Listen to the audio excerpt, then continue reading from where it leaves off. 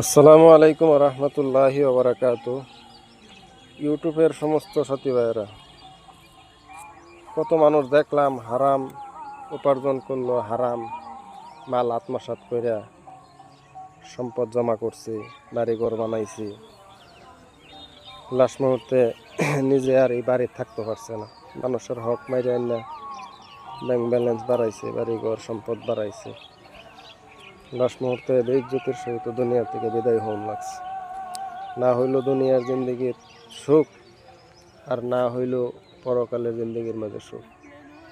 এই কালো হারাইল, পরকালও হারাইল। এই জন্য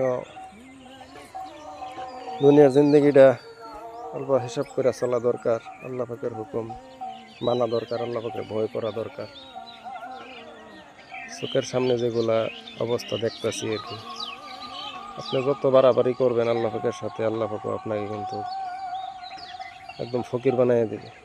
আল্লাহ পাকের বিধান, আল্লাহ পাকের নীতি চাইরা যখন নাকি আপনি খায়েশাতের জিন্দগি আপনি অবলম্বন করবেন, তখন আল্লাহ পাকেও কিন্তু আপনারে বরবাদ করে দিব, নেস্তেনাবুদ করে দিব। ওয়ামাকারু ওয়ামাকার আল্লাহ আল্লাহু খাইরুল মাকিরিন। যে আল্লাহ পাকের লগে চালাকি করলে, আল্লাহ পাকের লগে ধোঁকাবাজি করলে দুনিয়ার জিন্দগি বরবাদ হওয়া ছাড়া আর কিছুই হয় না।